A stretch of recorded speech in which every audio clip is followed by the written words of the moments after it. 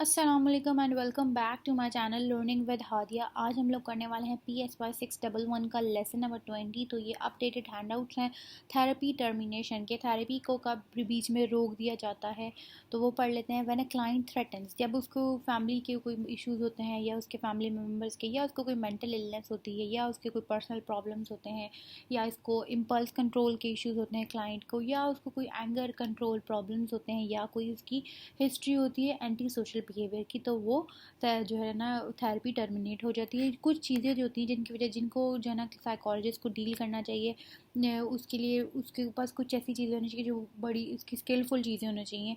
वो देख लेते हैं। क्लिनिकल कॉम्पिटेंस, उसके पास एक अच्छी क्लिनिकल कॉम्पिटेंस होनी चाहिए जिससे वो डील कर सके क्लाइंट को। गुड डायग्नोस्टिक स्किल्स उसके पास होने चाहिए। और फिर जो कॉन्फिडेंशियलिटी इश्यूज होते हैं उसको वो ख्याल रखे कि कैसे वो इन्वॉल्व होंगे, उसको समझे। Being mindful of the potential danger, careful advance planning. Terminating therapy कब होती है? जो थेरेपी होती है वो कब साइकोलॉजिस्ट जो है ना टर्मिनेट करता है जब उसको क्लाइंट को वो लगता है कि क्लाइंट को जो है ना ज़रूरत नहीं है थेरेपी की, या वो थेरेपी इसको बेनिफिट नहीं करी उसके क्लाइंट को, और is being harmed by the continued service, या वो सर्विस देगा तो वो हार्मफुल होगी सर्विस उसके लिए। फिर वो क्लाइंट और जो थेरेपिस्ट होता है उसके कोई डिसएग्रीमेंट भी हो सकता है on other major treatment issues. किसी ट्रीटमेंट इश्यूज़ पे जो है ना डिसएग्रीमेंट भी हो सकता है। क्लाइंट को नहीं पसंद आता उसका थेरेपी करने का ट्रीटमेंट, या थेरेपिस्ट जो करना चाहता है वो नहीं करना चाहता था क्लाइंट, तो इस तरह के इश्यूज आते हैं। साइकोलॉजिस्ट में terminate the therapy one threaten, जब उसको जो है ना उसके क्लाइंट की वजह से जो है ना थ्रेट मिले, या उसके जो भी क्लाइंट का कोई भी रिश्तेदार आके कहते हैं नहीं हमें नहीं करवानी, इस तरह की चीज़ें हो जाए, या कोई जो है ना कन्फ्लिक्ट आ जाए थेरेपिस्ट और क्लाइंट के दरमियान में। तो इस तरह के जब उसके कन्फ्लिक्ट आ जाए तो उनको इश्यूज़ को डिस्कस कर देना चाहिए। Except where precluded by the action of the client, psychologists should provide pre termination counselling का।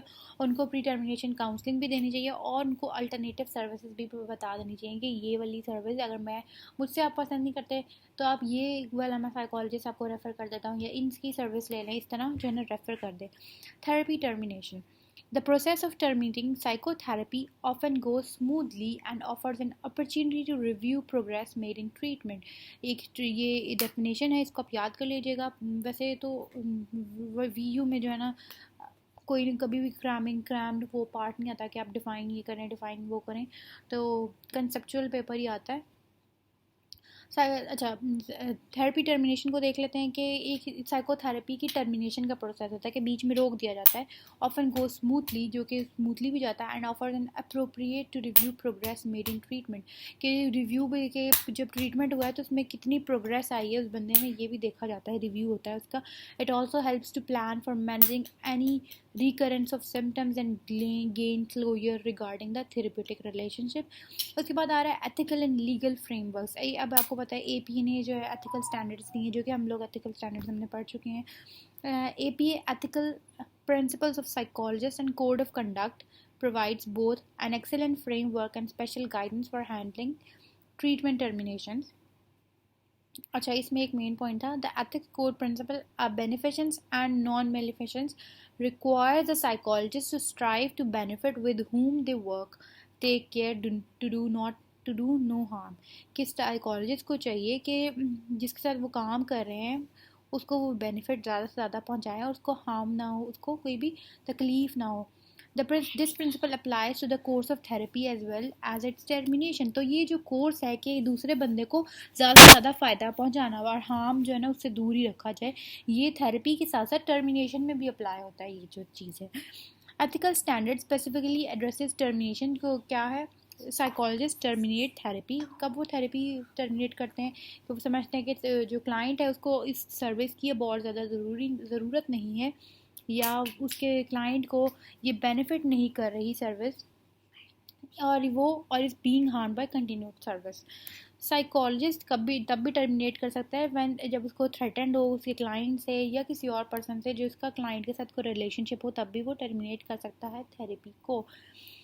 Psychologists provide pre-termination counseling and suggest alternative service providers as appropriate। तो साइकोलॉजिस्ट जो है क्योंकि हमने देखा है कि बेनिफिशेंट के लिए हमने देखा है रूल के अपने क्लाइंट को बेनिफिट ज़्यादा से ज़्यादा पहुंचाना है, तो वो अल्टरनेटिव सर्विस प्रोवाइडर्स अपने जो भी कोई और साइकोलॉजिस्ट जो या उसकी वो समझता है कि ये ट्रीटमेंट मुझसे नहीं हो रहा था, मुझसे ज़्यादा बेहतर अच्छा जो साइकोलॉजिस्ट है उसको वो रेफ़र कर देते हैं कि आप इसके पास चले जाएँ, ये ज़्यादा अच्छे जो है ना करेंगे आपका therapy.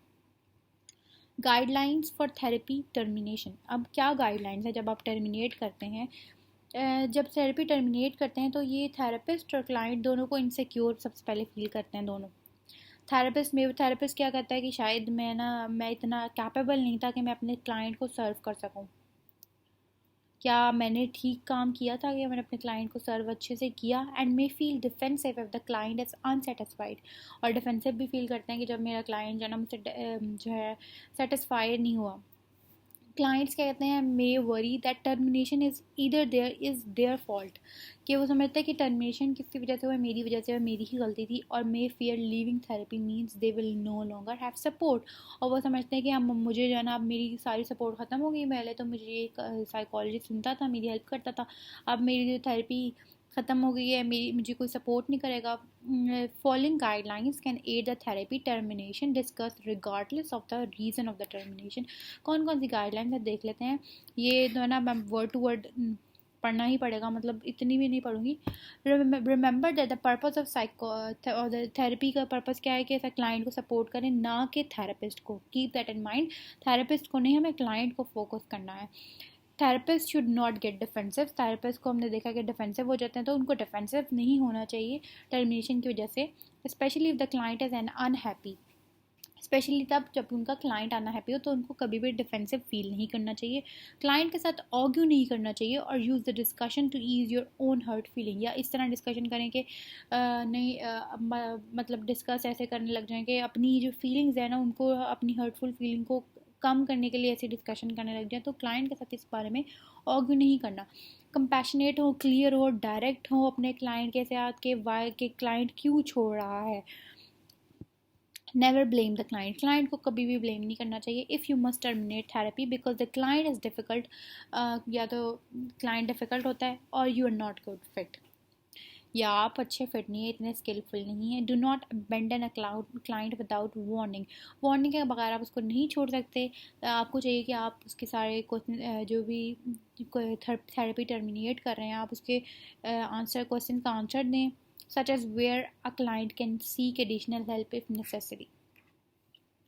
Refer a client to, किसी अच्छे हाईली क्वालिफाइड थेरेपिस्ट को भी रेफ़र कर सकते हैं who specializes in their issues. Termination therapy can offer opportunities for therapeutic intervention. Also, client who who struggle with grief, attachment or loss, जो भी client जिनको ग्रीफ, अटैचमेंट और लॉस के साथ जो स्ट्रगल कर रहे होते हैं, may need help managing the, तो उनको टर्मिनेशन प्रोसेस के ऊपर भी जो है ना उनको फिर मैनेज करने के लिए उनकी भी ज़रूरत पड़ती है।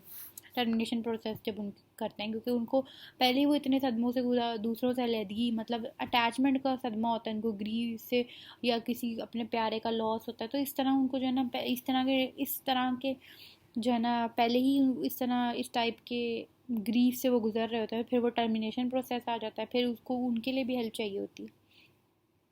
Sending termination letter to the client. अब आपको जो है ना टर्मिनेशन एक लेटर पहले क्लाइंट को देना चाहिए। ये एक एथिकल जो तरीका है। A termination letter record the end of the therapy as well as the reason for termination. कुछ क्लाइंट इतने ज़िद्दी होते हैं कि वो मानते नहीं है, तो आप लेटर के थ्रू उनको बता दें तो वो एक अच्छा तरीका होता है। वो आगे नेक्स्ट में है। Termination letter records the, termination letter क्या होता है, रिकॉर्ड होता है क्या थेरेपी का एंड हो गया है, और उसमें रीजंस भी बताई जाती हैं टर्मिनेशन की। It can help clarify the nature, ये नेचर बताता है कि क्यों टर्मिनेशन एंड हुई है, टर्मिनेशन की रीजंस बताता है। Specially if a client is emotional और angry during your termination meeting. While a termination letter may feel needlessly formal, particularly in the case of a long-term client whom you like and trust, it's wise to go on the side of caution. कि अगर कुछ client होते हैं वो long term clients होते हैं जो कि आपको ट्रस्ट करते हैं, whom you जो कि जिसको आप ट्रस्ट करते हैं, पसंद भी करते हैं, तो ये अच्छा तरीका होगा कि आप एक कॉशियस साइड पे चले जाएं। कुछ थेरेपिस्ट जो होते हैं वो एक बड़ा सा लंबा सा लेटर जो है ना लिख के भेज देते हैं क्लाइंट को,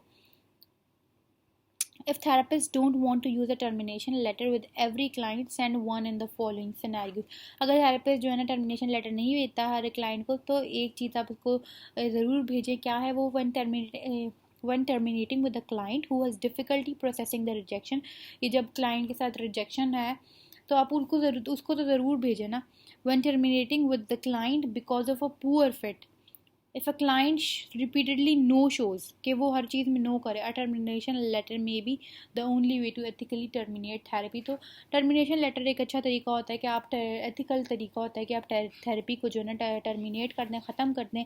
If a client later claims you abandon them, the termination letter may offer some protection. के बाद में अगर client claim करता है तो आपको जो है ना थेरेपी ये termination letter जो है ना वो आपको बचा सकता है और आपको कुछ प्रोटेक्शन मिल सकती है इस लेटर की वजह से. तो ये था आज का लेक्चर. उम्मीद है आपको अच्छा लगा हो. प्लीज़ लाइक शेयर सब्सक्राइब कर दिया करें. मिलते हैं नेक्स्ट लेक्चर में. तब तक के लिए टेक केयर. अल्लाह हाफ़िज़.